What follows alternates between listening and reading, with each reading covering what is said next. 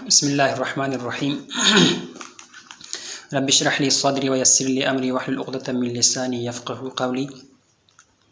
دیکھیں، ہماری بات چل رہی تھی عادل کے اوپر، اور عادل کے حوالے سے ہم 3 گفتگو کر چکے ہیں، 3 کلپس ریکارڈ کر چکے ہیں۔ ابھی چوتھی جو ہے ہم کلپس ریکارڈ کرنے جا رہے ہیں۔ تو دیکھیں، عادل علی 4 شعب، عادل کے 4 شاخیں ہیں۔ یہ جو ہے اس سے متعلق، عادل کی 4 شاخیں ہونے سے متعلق، یا اسی جو ہے اس عنوان کے تحت بہت ساری کتابوں میں، نہج البلاغہ کے اندر، میزان الحکمت کے اندر ملتی جلتی روایات بہت ساری آئی ہیں۔ اس لیے میں نے کوشش کیا ہے کہ جو ملتی جلتی روایات ہیں، جن کے ملتے جلتے الفاظ ہیں، انہی کو ایک کر کے ایک ہی اس کے اندر ایک ہی حدیث کے انداز میں لکھ کر جو ہے الفاظ، صرف الفاظ کی نشاندہی کروں، الفاظ کے معنی کی نشاندہی کروں، جو مختلف الفاظ آئے ہیں ان کی نشاندہی کر کے اکتفا کرنے پر جو ہے سوچا ہے۔ تو آئیں دیکھیں، اس روایت کے اندر جو ہے العدل علی 4 شعب، یہ آیا ہے کہ عادل کی 4 شاخیں ہیں۔ یہ نہج البلاغہ کے اندر بھی آیا ہے اور میزان الحکمت کے اندر بھی آیا ہے۔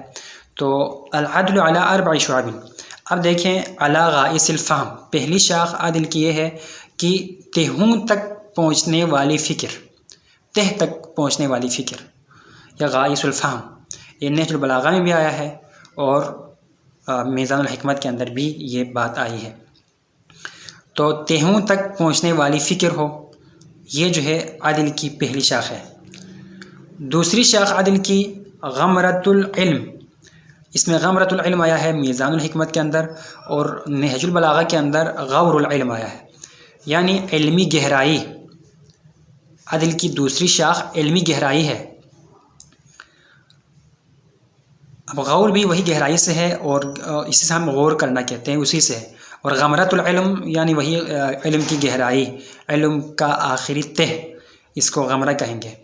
وزہرۃ الحکمتی، اور غمرۃ العلم وزہرۃ الحکمتی، اب یہ آیا ہے میزان الحکمت کے اندر، اور نہج البلاغہ کے اندر وزہرۃ الحکم آیا ہے، حکم، بات وہی ہے، یعنی فیصلہ کی خوبی۔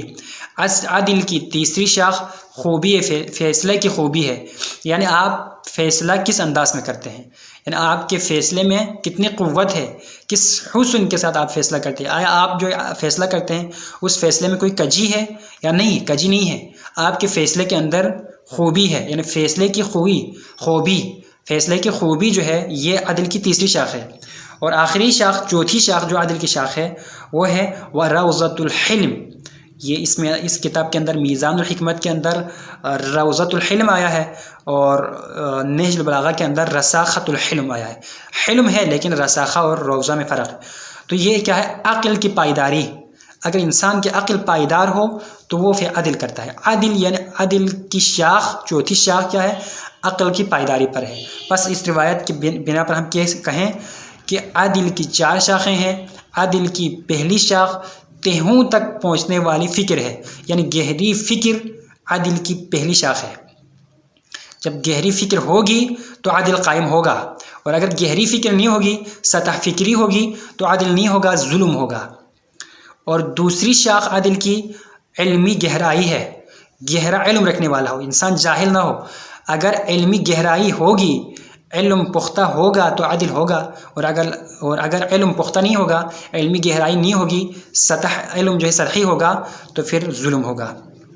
تیسری شاخ عادل کی فیصلہ کی خوبی ہے، یعنی خوبی ہو، فیصلہ کرنے میں ڈھنگ ہو، انداز ہو، تو جا کر عدل کر سکے گا۔ عدل تبھی قائم ہو سکتا ہے جب فیصلہ میں خوبی ہو، اور اس کے برخلاف اگر فیصلہ میں خوبی نہ ہو، صحیح فیصلہ نہ کرنے والے ہوں، فیصلہ کرنے والے اگر یعنی رشتہ داری کا، اثر رسوخ کا، اس کے نیچے دب کر جو ہے وہ فیصلہ کرنے والے ہوں، خود اپنی خواہشات کا وہ غلام بن کر جو ہے فیصلہ کرنے والا ہو، تو پھر عدل قائم نہیں ہو سکتا، تو پھر وہاں پہ ظلم ہوگا۔ اور آخری شاخ عدل کی چوتھی شاخ کیا ہے؟ عقل کی پائیداری ہے۔ پائیدار عقل سے ہی عدل قائم ہو سکتا ہے۔ اگر پائیدار عقل، معاشرے کا عقل، ایک معاشرے کا عقل ہوتا ہے، اور ایک فرد کا عقل ہوتا ہے، تو اگر فرد کا عقل پائیدار ہوگا تو اس فرد کے اندر عدل آئے گا، اور اگر معاشرے کا جو عقل ہے وہ اگر وہ ہوگا پائیدار ہوگا تو عدل قائم ہوگا. بس اگر پائیدار عقل نہیں ہوگا معاشرے اور فرد کے اندر تو عدل قائم نہیں ہو سکتا بلکہ اس کے برخلاف ظلم ہوگا. تو 4 جو ہے شاخ ہے عدل کی 4 شاخیں. اب یہ شاخ حاصل کرنا کیسے ہیں؟ یہ تو الحمدللہ ہمیں پتہ چل گیا کہ عدل 4 شاخوں پر ہے. اب بھائی ایسے ہی رہنا ہے ہم نے کہ بس ہمیں پتہ چل گیا کہ عدل کی 4 شاخیں ہیں. اب حاصل بھی کچھ کرنا ہے. اگر ہمارے اندر یہ نہ ہو، معاشرے کے اندر یہ نہ ہو تو اس کو کیسے حاصل کریں؟ مولا علیہ السلام اس کی جو ہے طبابت کر رہے ہیں، اس کو بیان کر رہے ہیں کیونکہ مولا طبیب ہے. مولا علیہ السلام معاشرے کا درد رکھنے والا ہے، فرد کا درد رکھنے والا ہے، انسان ساز ہے، معاشرہ ساز امام ہے. تو امام علیہ السلام یہ آگے بتا رہے ہیں کہ کیسے جو ہے ان چیزوں کو حاصل کیا جائے، عدل کے 4 شاخوں کو کیسے حاصل کیا جائے. تو مولا علیہ السلام فرماتے ہیں آگے فمن فہم فسر جمل العلم. یہ میزان الحکمت کے اندر اس طرح آیا ہے، اور نہج البلاغہ کے اندر فمن فہم علم غور العلم. جس نے غور و فکر کیا، تدبر کیا، تفکر کیا، وہ علم کی گہرائیوں سے آشنا ہوا. یعنی انسان کو غائص الفہم، تہوں تک پہنچنے والی فکر تب مل سکتی ہے جب وہ غور و فکر کرے، جب وہ سوچ سمجھ کر بولنا شروع کر دے، جب اس کے پاس سوچنے سمجھنے کا وقت ہو، جب وہ اپنے لیے وقت نکال کر سوچے سمجھے کچھ دیر کے لیے، کچھ غور و فکر تو کریں. تو غور و فکر کرنے سے انسان کی فکر پختہ ہو جائے گی، مضبوط ہو جائے گی، سطح فکر نہ رہے گا، سطحی فکری تک وہ نہیں رہے گا. تو جس نے غور و فکر کیا وہ علم کی گہرائیوں سے آشنا ہوا. فمن فہم فسر جمل العلم. بس جس نے سمجھا، جس نے سوچ کیا، جس نے غور کیا، جس نے فکر کیا، اس کو سارا کا سارا علم مل گیا. اور دوسرا جو عدل کی شاخ ہے وہ علمی گہرائی ہے. اب علمی گہرائی کیسے حاصل ہوگا؟ تو کہتے ہیں علمی گہرائی اس کو اس طرح حاصل ہوگا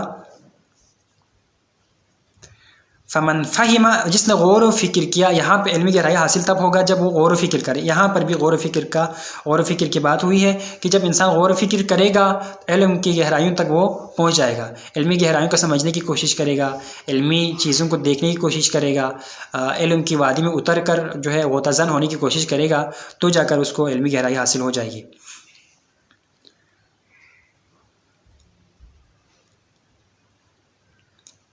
اور اب جو تیسری چیز ہے زہرۃ الحکمتی یا زہرۃ الحکم، فیصلہ کی خوبی. بھائی انسان کے فیصلے کے اندر خوبی کب پیدا ہوگی؟ انسان کا پختہ فیصلہ کب ہوگا؟ کیسے فیصلہ کرنے کی قوت اس کے اندر پیدا ہو جائے؟ تو مولا آگے فرماتے ہیں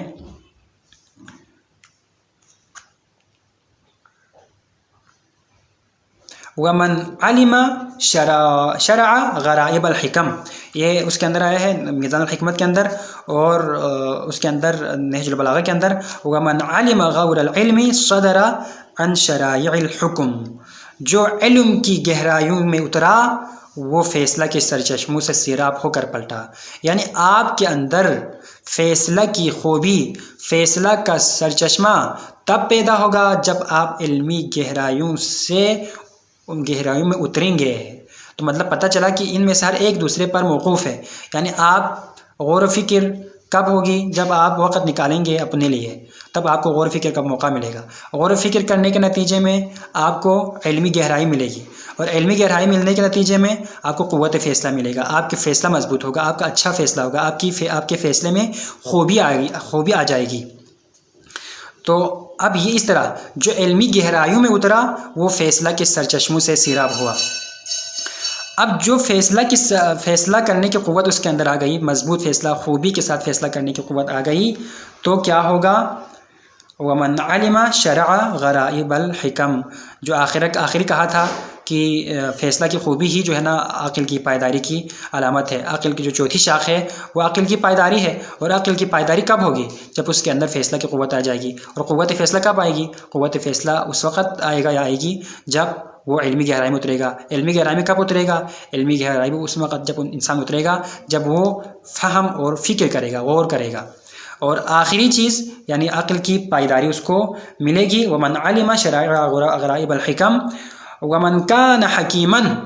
اور جو حکیم ہوا یعنی جو صحیح فیصلہ کرنے والا ہوا اس کو کیا ہوگا، یعنی جس کے اندر یہ چیز آ گئی اور اس کے اندر بردباری آ گئی، اس کے اندر حلم آ گیا، جس میں کہا تھا روضۃ الحلم کہا تھا، رساخۃ الحلم کہا تھا، عقل کی پائیداری کہا تھا. تو جب عقل کی پائیداری اس کے اندر آ جائے گی تو اس کے نتیجے میں اس کو کیا ملے گا، عقل کی پائیداری کے نتیجے میں ومن حلم لم یفرط فی امرہ، وہ اپنی کسی بھی کام میں تفریط اور افراط سے کام نہیں لے گا، اس میں کوئی کمی بیشی نہیں ہوگی. اور جب ایسا ہوا تو ایسا ہونے کے نتیجے میں عاش فی الناس حمیدا، وہ لوگوں میں نیک نام رہ کر زندگی بسر کرے گا. جس نے بردباری اختیار کی اس نے اپنے معاملات میں کوئی کمی نہیں کی، یعنی بہت اچھے انداز میں اس نے زندگی گزاری اور لوگوں میں نیک نام رہ کر زندگی بسر کی. یہ اس کے اندر اسی طرح آیا ہے. اور باقی روایات بھی 4 روایت اور بھی ہیں، وہ بھی اسی انداز میں آیا ہے.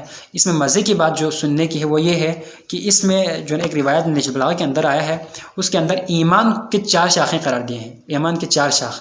اس میں علی الصبر، 4 ستون یا 4 شاخ آپ کہہ سکتے ہیں. علی الصبر، صبر پر ایمان قائم ہے ایک.